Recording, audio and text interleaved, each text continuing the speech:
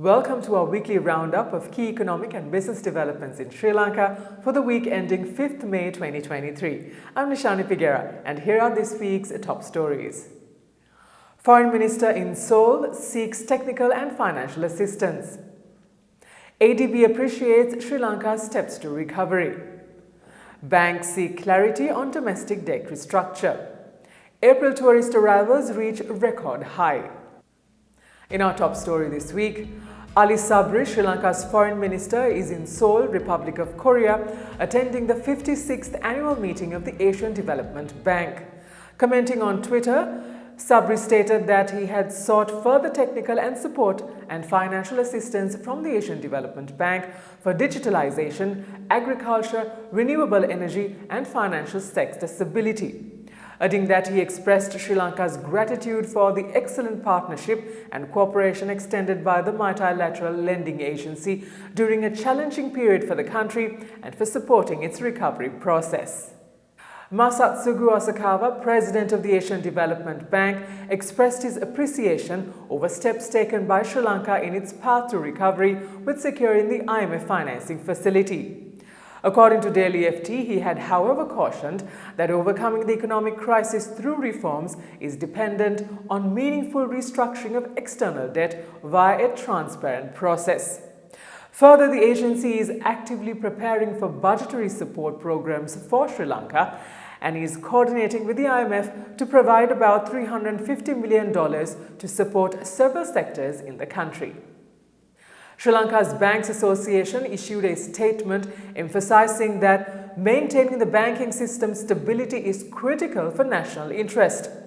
It noted that in restoring Sri Lanka's balance of payment, its impact to the banking sector capital and liquidity in a potential domestic debt restructuring and ways to minimize the sector risk should be carefully considered. It also sought clarity on voluntary debt optimization, asking that if there is a non-voluntary element, and if so, who is eligible.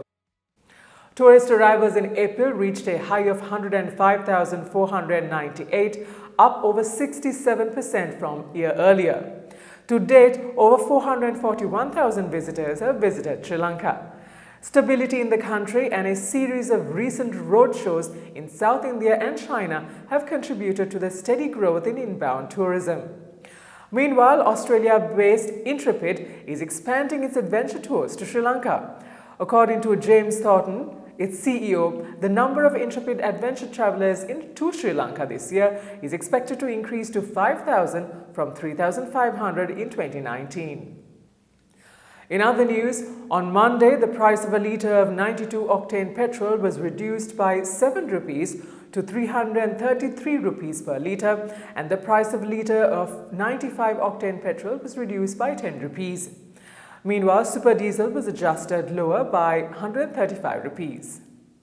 Now let's take a look at the weekly movement of the All Share Price Index and the S&P SL20 Index at the Colombo Stock Exchange.